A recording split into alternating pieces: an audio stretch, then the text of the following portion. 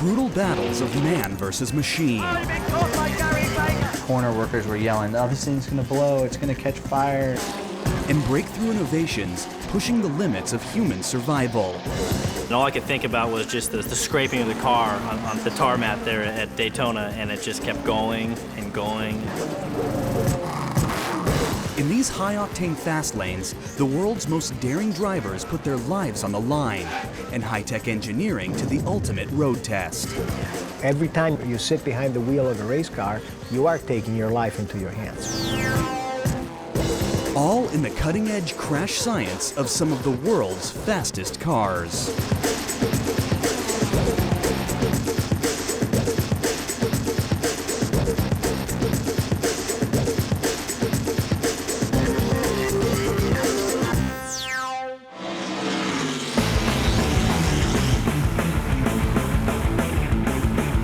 Skids, flips, spins, and bone-crushing collisions. For engineers, keeping these ambitious racers alive is a constant challenge, driving revolutionary design innovations and high-tech safety solutions. Oh, we got one on the roof. To its millions of fans around the world, auto racing is an addictive adrenaline rush. Popular competition series like Open Wheel Formula, Grand Touring, and Stock Car showcase different car constructions and engineering. Some built strictly for racing, some modified, souped-up versions of production models. All share an obsessive need for speed. What I think attracts people to motorsports in general is the excitement, the unpredictability of it, and the understanding that race car drivers are typically operating at the limit. So it's a sport that has a lot of unpredictability and excitement, high speed, power. I thrive on the strategies of the race and trying to get that guy, to win the race.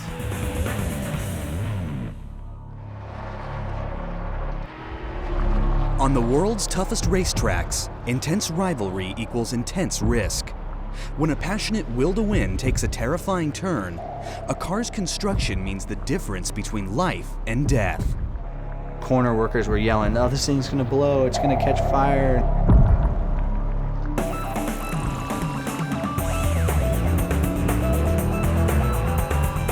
June 2006. The event, Grand American Road Racing's Rolex Sports Car Series. The track, the challenging, nearly 2.5-mile Mid-Ohio Speedway. The cars, closed cockpit GT or Grand Touring powerhouses, made from elite, high-end production model sports cars, customized inside and out and turbocharged for maximum racing speed. It was the most fun you can have just from driving a car because of the pure horsepower, the speeds you attain, the adrenaline that goes through your body when you go through high-speed corners. They are awesome vehicles. Talented young driver Joey Hand is racing with the prestigious BMW North America team. Hand believes his $150,000 BMW M3 will take him all the way to the winner's podium. It's a super-tuned race version of the celebrated street model, packed with a 430 horsepower mega engine, capable of over 160 miles an hour. That's a street M3 on steroids. It's got big brakes, big gearbox, more horsepower.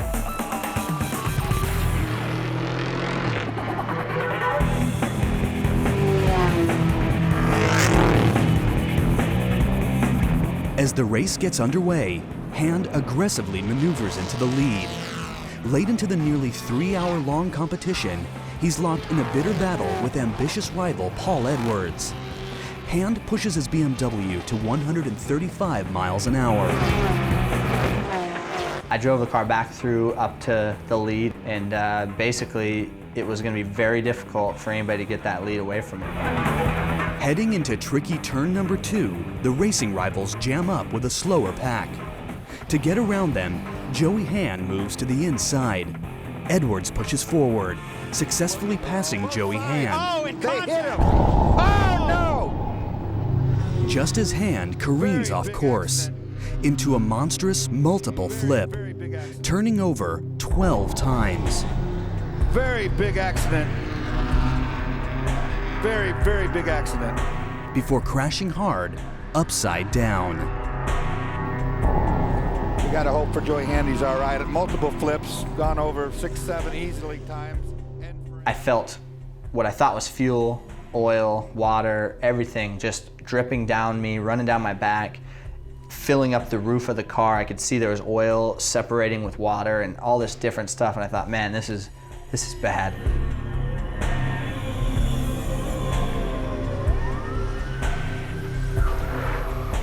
Rescue workers rushed to the scene. At last, they pulled Joey Hand out of the wreck. I don't think I got anything broken. I'm in pretty good shape. Meanwhile, paramedics are there going, we're life flighting you, putting IVs in both arms. They're like, we're gonna take you, sir. If you saw this wreck, it's the worst thing we've ever seen.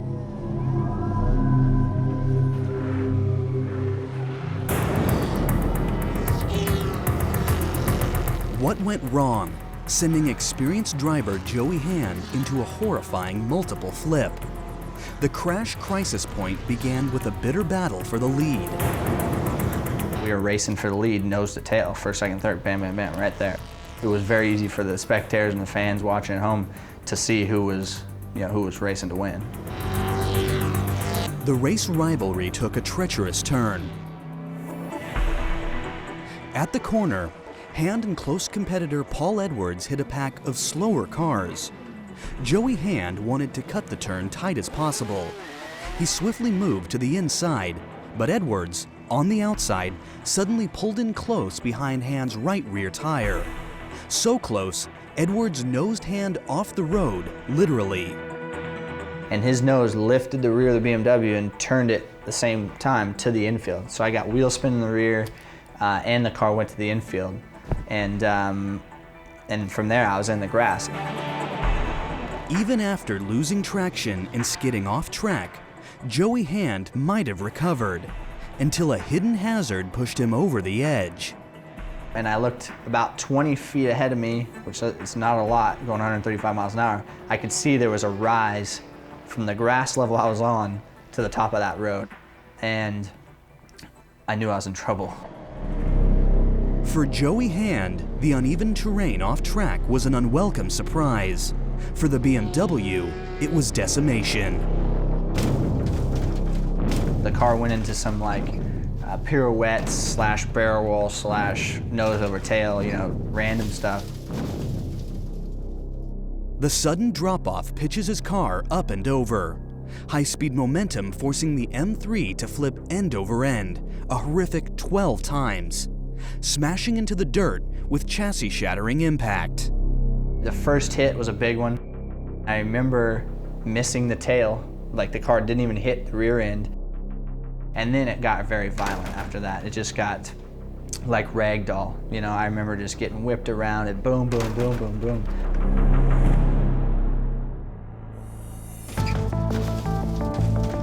What's the solution to surviving a multiple flip like Joey Hand's? It comes down to crash-proof engineering. To protect drivers in a collision crisis, modern car designers want to limit gravity's impact force, or G-force, on the driver by ensuring the car takes the brunt of the beating. Their goal: an autoframe that could both absorb shock and keep it contained. Too soft a frame and the impact decimates the whole car. Too hard a frame and the impact channels to the most shock-absorbing object, the driver. It's an engineering challenge with the highest possible stakes. Any kind of safety device that is built into the vehicle itself is very much dependent on the type of impact. Every special provision that is made to reduce the consequences of an impact typically will work well in a specific direction but not in another.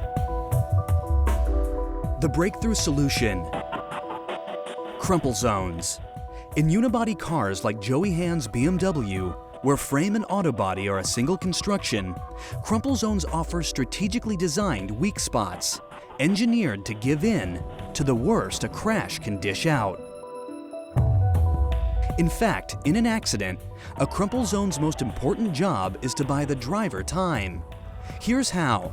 By crumpling inwards rather than resisting and rebounding, a crumple zone actually absorbs destructive energy, delaying and dissipating the dangerous impact as it travels through the car body. The slower that energy travels, the more it loses deadly force along the way. The crumple zone is made up of a material that is designed to accordion, to compress into a shorter shape. And by doing that, what they do is they absorb a certain amount of energy, and at the same time, they also give the vehicle some additional distance over which it can decelerate before coming to a stop. Sudden stops is what hurts people, right? Concrete walls, things like that. I was able to get the energy taken out of the wreck slowly over a long period of time, 5-6 seconds, right? So that's what allows you to survive. Today, using computer imaging and new construction materials, engineers continue to perfect the design of life-saving crumple zones, turning cars into collision shock absorbers. Joey Hand was extremely lucky. Though the accident totaled his BMW, the M3's crash-proof construction saved his life. Sounds crazy. You know, I flipped 12 times, but I did walk away.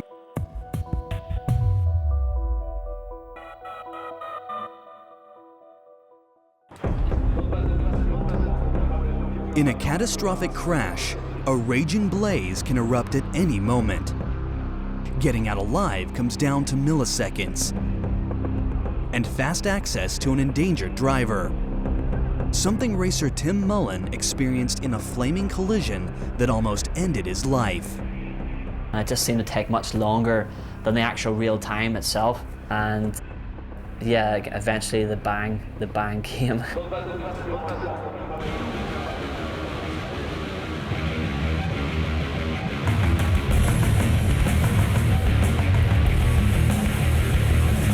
June 2000, the Formula Palmer-Audi circuit gathers for a critical competition round.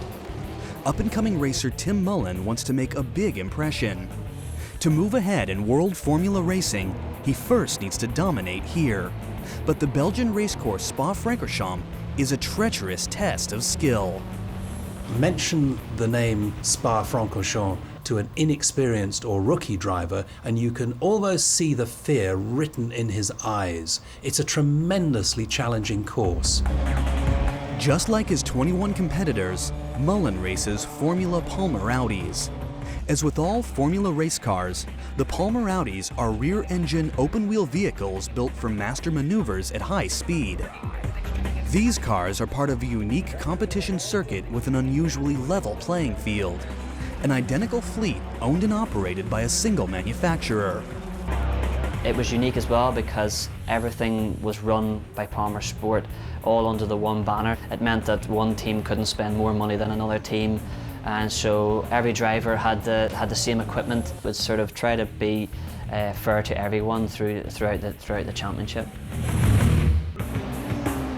The British pro driver knows the Belgian racetrack's notorious reputation, including one of the most dangerous corners in all of car racing.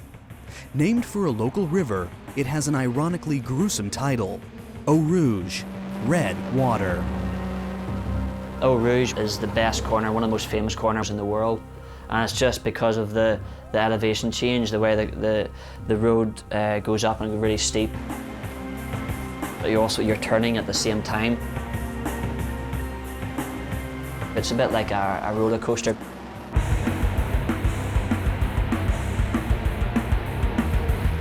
As the race begins, Mullen's in top form, moving fast through the pack. 6 laps through the 9-lap race, he's facing down the Eau Rouge straightaway. The racer barrels down the stretch at a dizzying 155 miles an hour. Then, when he least expects it, Mullen crashes into a barrier at top speed. The car bursts into flames, sending spectators running from the noxious smoke and threat of explosion. Inside the car, Mullen is conscious, but the clock is ticking. Trapped in the burning wreck, Every second is a countdown to catastrophe. The single most important reason why drivers should not remain trapped inside their vehicle for too long is fire. The difference between life and death in the event of a serious accident could be fewer than 10 seconds. I remember, right, there's no point in me holding onto the steering wheel because that's not going to do anything. So I just remember taking my hands off the steering wheel and folding my arms like that and just basically waiting for it. And it was like slow motion, and it just seemed to take much longer than the actual real time itself. And yeah, eventually the bang came.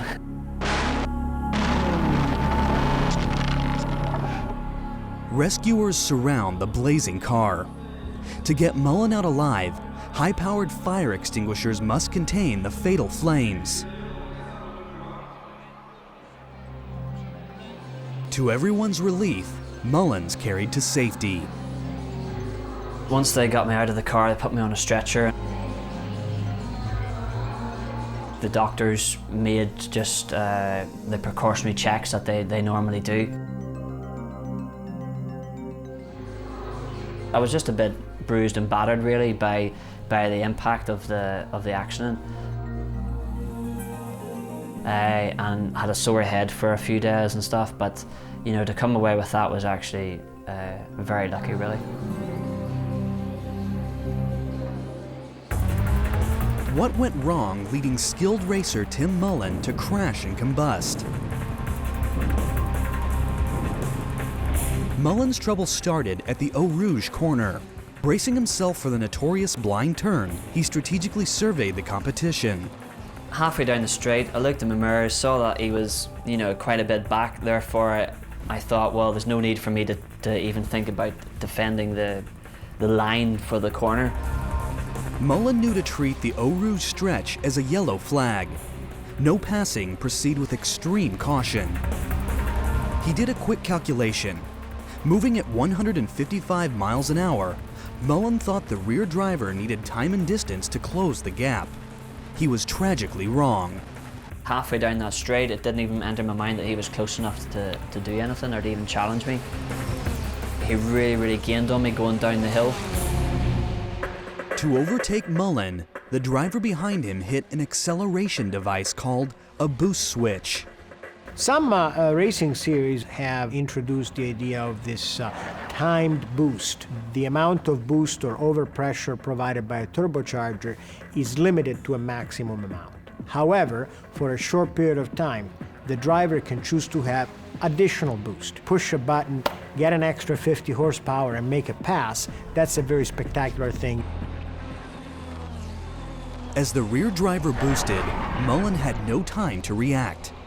In that moment, the two cars made catastrophic contact. In open-wheel racing, when wheel touches wheel, it's a formula for disaster. His right front wheel actually touched my left rear wheel, and that has that spat me off to the left, backwards, spinning backwards towards the barriers. In the case of open-wheel race cars, you can, if you happen to have wheel-to-wheel contact, that typically results in an accident.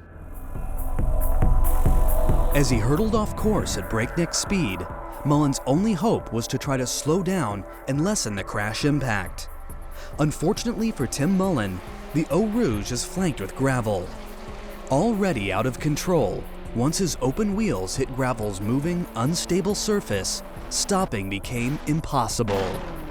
When I initially hit the edge of the gravel trap, it actually made the car sort of airborne for a little bit, so I actually skipped over a lot of the gravel trap, which didn't slow me down at all. What happened next sealed Mullen's fiery fate. While the exact cause of the blaze remains unknown, as Mullen's car collided, it most likely severed a high-pressure fuel intake line, a rigid metal tube carrying gas from tank to engine. The volatile gasoline fumes hit the car's white-hot 1,000-degree exhaust system. The result, a raging fire. I remember seeing a flash of flame come up behind me and thinking, I've got to get out of here. Fires and motorsports go together. You have a vehicle that is operating with very high exhaust temperatures, engine temperatures, and you're carrying a highly combustible fuel in the tank. So fires are going to happen. So it's absolutely essential that following an accident, the driver be extracted from the vehicle as quickly as possible. For decades, engineers have tried to prevent crash fires like Tim Mullen's. One look at a car's complex fuel system and the challenge is clear. Designed to mix the gasoline with air, burning the highly combustible fumes under intense heat and pressure, fireproofing every millimeter of fuel tank, gas line, and injection would be impossible. Instead, some designers turn their focus to helping drivers survive. The best way to get a driver out of a burning race car is swiftly and smoothly. But in crisis chaos, with an injured or incapacitated driver, this can be extremely difficult. What the safety crews tend to do is to try to keep you and don't move in case you have neck injuries or back injuries. And then I think they just lifted me out of the car very, very slowly. It was like, I think, you know, a millimeter at a time as they sort of pull you out of the car. Today, there's a solution. To save trapped drivers like Tim Mullen, Formula race car engineers experimented with ways of stabilizing an injured driver's body, protecting him from further damage during a rushed rescue. Designers unveiled a groundbreaking innovation, the removable cockpit. Constructed like a custom back brace, during car assembly, the removable cockpit's built to the racer's exact measurements. In an accident, the life-saving device becomes a rescue-ready stretcher. How do you get a driver as quickly as possible out of a situation in which the vehicle may be catching on fire, the driver is injured? It's not uncommon to have designs that require the cockpit to be quickly unfastened and removed from the scene of the accident with the driver in it.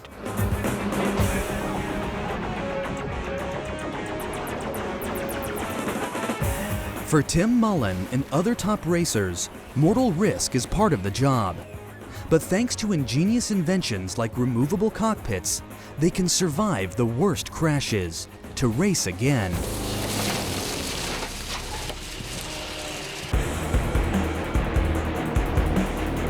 In the world's ultimate fast lanes, a car's aerodynamics can go from ally to enemy in an instant, and turn a race car into an airborne disaster. For drivers, a car's ability to stay on the ground is a matter of life and death. As rookie racer Andrew Myers discovered in a terrifying liftoff crash he'll never forget. All I could think about was just the scraping of the car on top of the tarmac there at Daytona, and it just kept going and going.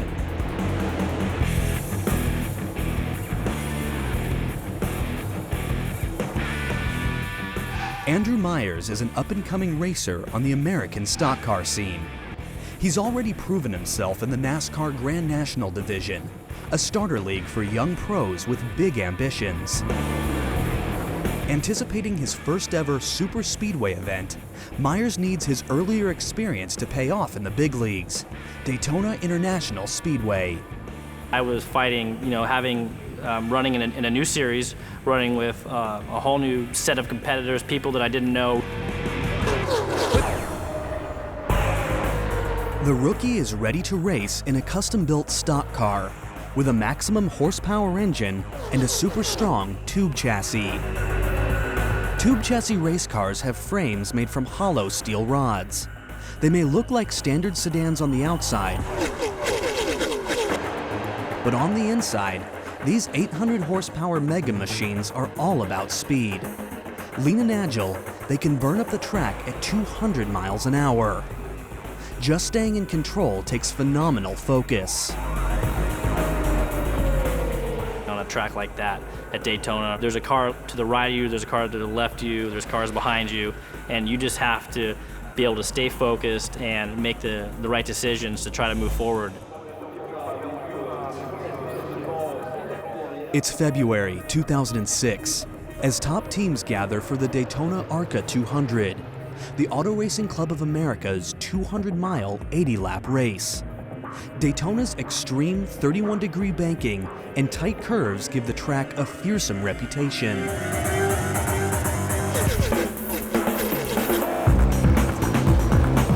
When I got to Daytona, they explicitly told me there's no room for mistake. That track is unbelievable, it's a monster, and if you make a mistake, you don't really have the time to correct. If you take a super speedway like Daytona, the challenge in that kind of track has to do with the extreme speed, the fact that a driver needs to maintain a high level of concentration at speeds that are in the neighborhood of 200 to 120 miles an hour. As the cars zoom into the first lap, Myers and 40 other racers jockey for front positions. So far, the rookie's holding his own. Tackling turn number 4, he pulls alongside another driver and veers dangerously off course. Hitting the bottom of a curve, his car suddenly takes flight, flipping over, skidding on its roof a terrifying quarter-mile. The 7 car, Andrew Myers down, Andrew Myers coming. Safety crews rush to the scene. I could tell him, hey, I was fine, I just got to get out of this thing. But what went wrong, causing Myers to lose control and fly over? To understand how race cars like his can become airborne, we first have to analyze automobile aerodynamics and a racing strategy known as drafting. I had some help from behind. I quickly went from about 30 feet behind his bumper to about 5 feet. In racing, drafting is the closest thing to an aerodynamic free ride. Roaring around a track at high speeds, cars fight severe air resistance called drag.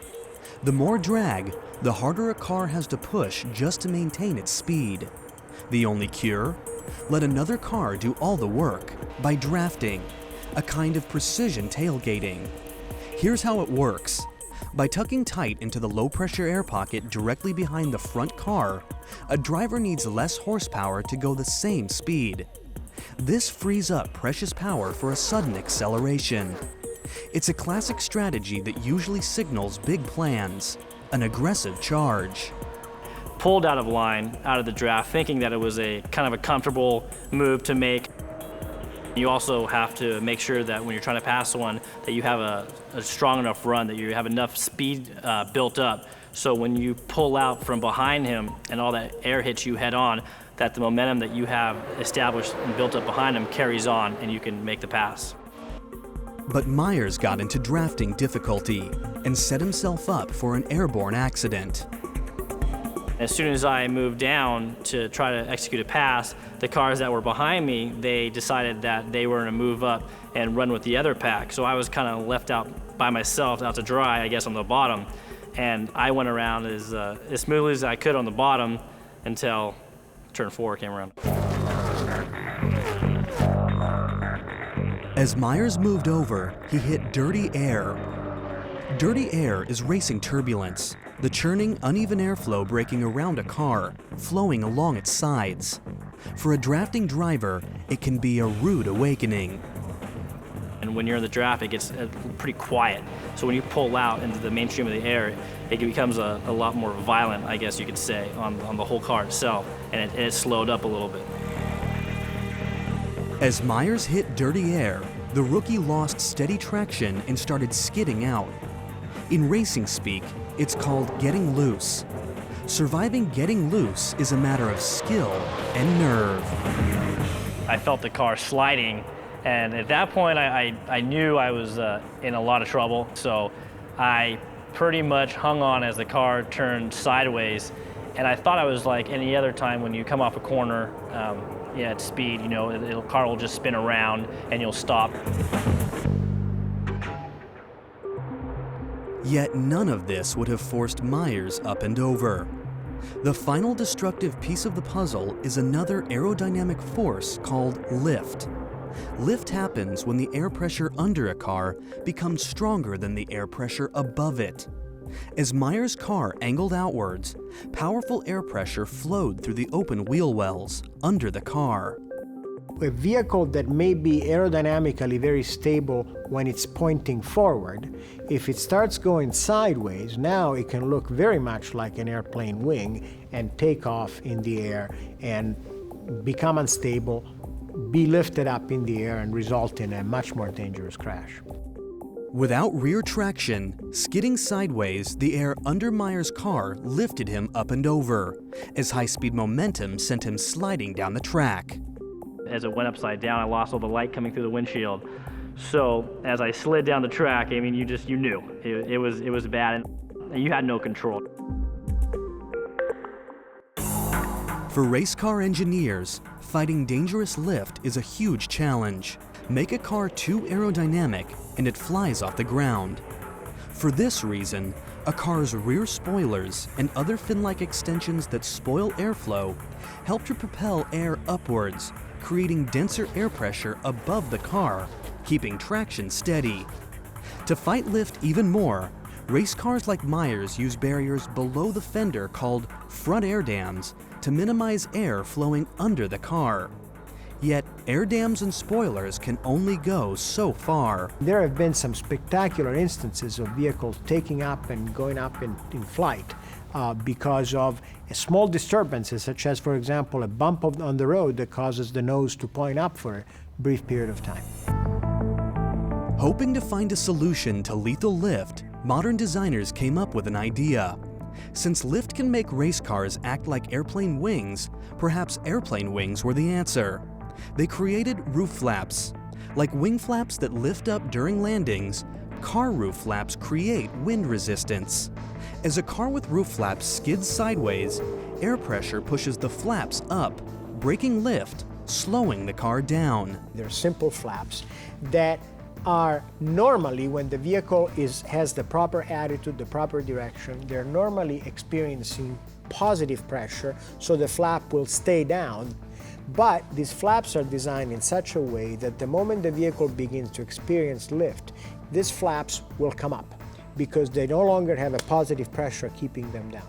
Well, the moment they come up, they force the vehicle to experience additional aerodynamic drag, and essentially the vehicle will come back down. In fact, Andrew Meyer's race car had roof flaps.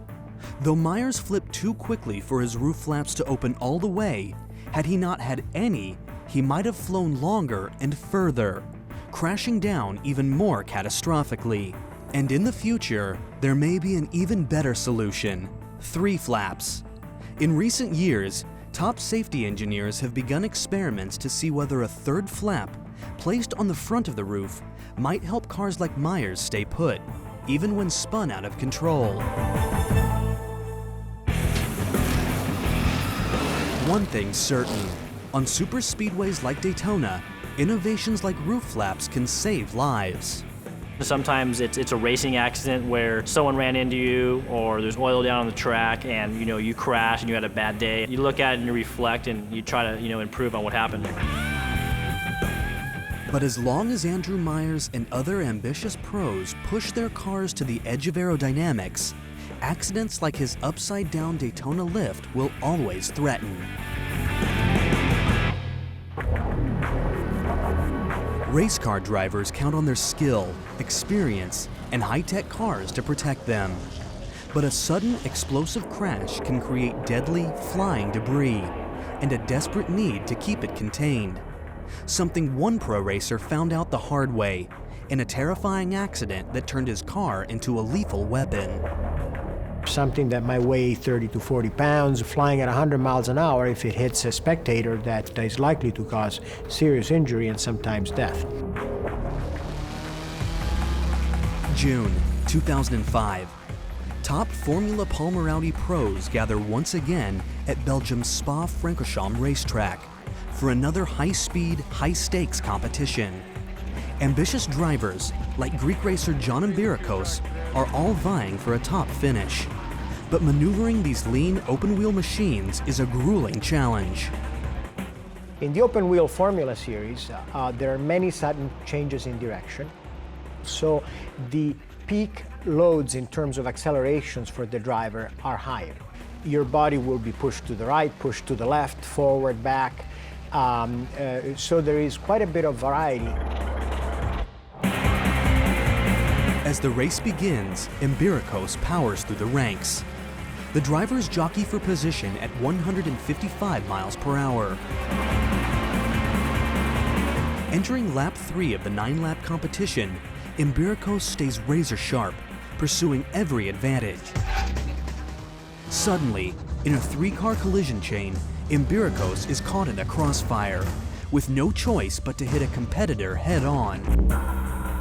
Imbirikos spins out of control, plowing repeatedly into a retaining wall. The race car shatters into pieces. Only the cockpit remains, with John Imbirikos still inside. Crews rush to the wreckage, hoping to find the driver alive.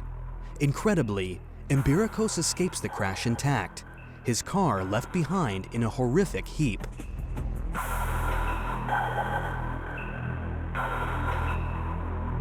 John Imbirikos was a very, very lucky man. It could have been a fatal accident. It wasn't, probably because of Imbirikos' split-second timing. He chose to go into the wall, but with catastrophic results for the car. What went wrong, forcing John Imbirikos' car to break apart so violently? First, we have to examine the crash crisis point. Seconds before Imbirikos entered the corner, a 2-car collision spun one of the drivers completely backwards, leaving him powerless, facing the wrong way. One rival car was lucky to escape unscathed, but as the backwards car continued to slide, Imbirikos had no room to maneuver or time to stop. They were literally nose to nose. He hit that with huge force, and it spun his car around, ripping the wheels off left and right. At that point, Imbirikos was helpless to halt the destruction. At 155 miles an hour, impact and momentum combined with crushing force, twirling the car like a terrifying top. Each spin stripped off more of the Palmer Audi. Most dangerous of all, the car's heavy wheels turned into flying projectiles, capable of lethal damage. An open-wheel race car wheel might weigh in the neighborhood of 30 or 40 pounds. If you have an object that is shooting at 100 miles an hour and lands in the stands where spectators are sitting, you could easily kill someone. What's the solution? To contain the danger of destructive crashes like John Imbirikos's, engineers turned their attention to the deadliest debris. To keep wheels from flying off, they wanted a structural support flexible enough for wheels to move freely, but strong enough to keep them car-bound in a crash. In the end, cutting-edge chemistry made it possible. Wheel tethers are thin ropes woven out of Xylon, a synthetic fiber stronger than steel. The tethers attach from the wheel hub to the chassis with a tensile strength capable of withstanding over 5 tons of load, or the amount of force sustained in a crash. In the 1990s, different race series started exploring the possibility of tethering these wheels to the vehicle, maintaining the wheel connected to the body, while at the same time falling apart, coming apart at the suspension so as to absorb some of the energy of the impact. Other open wheel series progressively in the early part of this decade started adopting the same wheel tether regulations.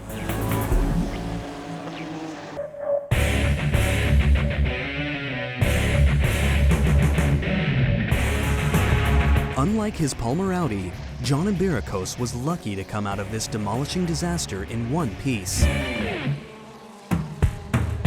Wheel tethers protect fellow drivers and spectators from a race car's flying projectiles, curbing risk in a sport where danger can come from any direction.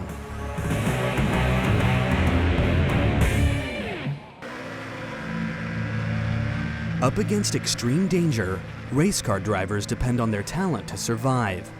But no amount of ability can stop a monstrous mechanical failure.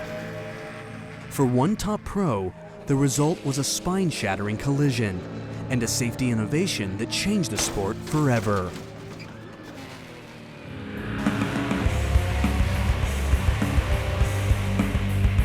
In world racing, Grand Touring competitions attract daring drivers. Engineers modified these compact sports cars for speed, not comfort, as British racer Shane Bland knows firsthand. You're driving a car that, in every single way, is that much better than any road car you can achieve. You've got huge amounts of acceleration, huge amounts of horsepower going through the rear wheels. And in a GT car as well, they're very, very hot inside. The conditions are horrendous. It's July 2001 at England's Donington Park racetrack. Top teams assemble for a critical round of the British Grand Touring Championship. Winning a tough competition the year before has earned Shane Bland the right to enter the elite race, driving a Marcos Mantis GTO, a modified $155,000 sports car with a 460 horsepower engine. I was very confident in my driving ability and my car control. So for me it was brake as late as you can, accelerate as early as you can, and completely overdrive the car. Up against 27 skilled competitors, Shane knows Donington's a difficult track, with an infamous hairpin turn called Red Gate. Red Gate corner's a good corner. It's challenging in terms of getting it right. You can pick up a lot of speed there, you can make a lot of time there, you can lose a lot of time. It's just a case of getting the right technique through the corner. As the race begins, Shane Bland pushes his Mantis to the limit, hitting 160 miles an hour. Into the final quarter of the hour-long race, the driver's in good form, muscling the high-speed sports car lap after lap.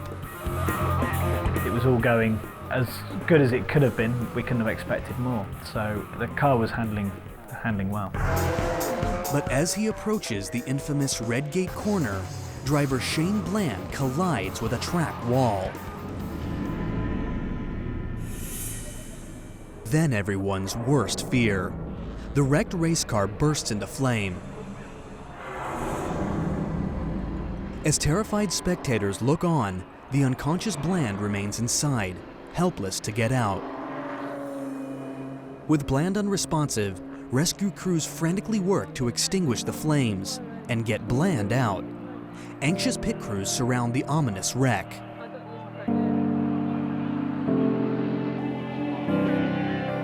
An ambulance waits. At last, crews manage to move the critically injured driver onto a stretcher. For Shane Bland, the championship is over. With a broken neck and severely shattered spine, the race for his life has begun. The vertebrae was broken, shattered beyond sort of repair. It was a case of removing the shattered parts, which was a highly dangerous operation. And it was 50-50 of whether they'd either get me repaired, no problem, or I'd end up with being paralysed sort of from the neck down. So it was quite a tough time.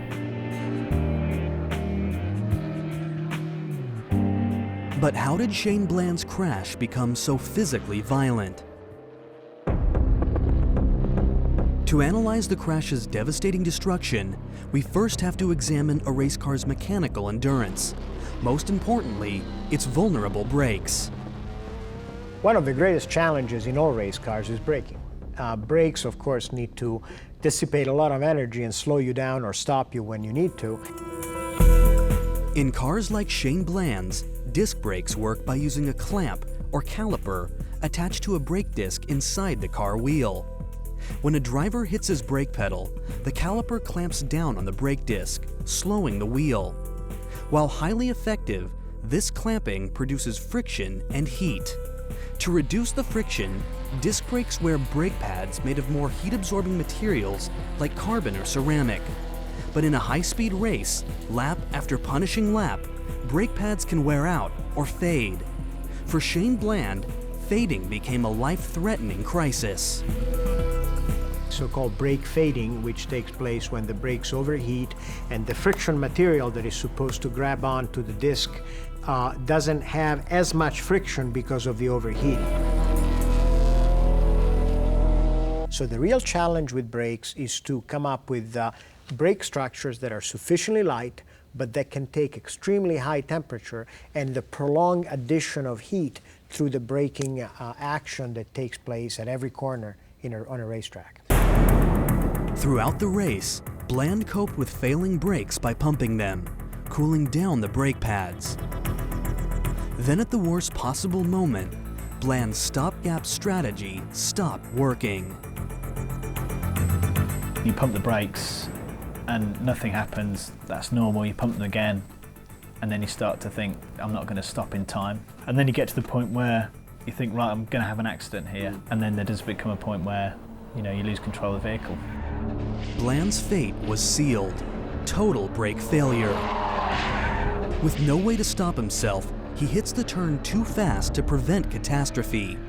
The last thing I can remember is deciding to turn into the corner early and focusing on the exit of the corner, thinking that's where I'm going to end up. And that was the last thing. Instantly, the racer's head and neck snapped forward uncontrollably, victims of forward inertia. From the moment the rescue crew got to the car, I was really in and out of consciousness. I can remember certain visions. So the first stage was I woke up, I still had the helmet on. And then you drift away, and the next time you wake up, the helmet's gone. The roof of the car they cut off. And they're starting to give me instructions on what not to do in terms of moving my neck. Shane Bland's accident is an unforgettable example of how a mechanical failure can have catastrophic consequences. But in this high-risk sport, a completely crash-safe car is an impossibility. Accidents on racetracks are simply an inherent part of racing. You're trying to extract the maximum performance from your engine, from your suspension, from your tires, from your vehicle as a whole. So it's inevitable that as you're pushing the limit, you may actually push beyond the limit sometimes. To address unavoidable crashes, designers looked for a way Bland, and drivers like him, could avoid spinal injury. In an effort to protect the head and neck from violent shaking, engineers experimented with different body harness designs. After crash test trial and error, they built the Hans device. One of the most important advances, if not the most important advance in motorsport safety in the last 20 years, has been the Hans device. It quickly became mandatory in most major and minor racing series. The Hans, short for head and neck support, is a strong but flexible shoulder collar made with Kevlar, the same material used in bulletproof vests. One of the most critical life-saving features are two straps which fasten to the racer's helmet. Like a seatbelt, the Hans restrains the driver's head in a sudden jolt, such as a collision. It's a stabilizing safeguard that means the difference between life and death. As it became apparent that drivers kept walking away from accidents that 5 years before might have killed them, I think that that spoke loud enough for most drivers today to have accepted the Hans device as a real progress in safety. The Hans device debuted at NASCAR in 2001, the same year Shane Bland crashed. I think, from my point of view, looking back in terms of what could have been done better and still to this day would be the way to go is definitely a Hans device. I think it would have made a huge difference, to the point of it would have reduced my injuries to simply whiplash. For Shane Bland, the Hans device only became widespread after his calamitous collision. Though recovered from his devastating injuries, Bland abandoned racing forever. And today, his championship crash remains vivid proof of how safety precautions can truly make or break drivers' lives.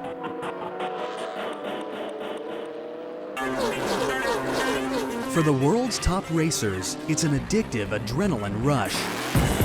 A high-speed chase to victory or defeat.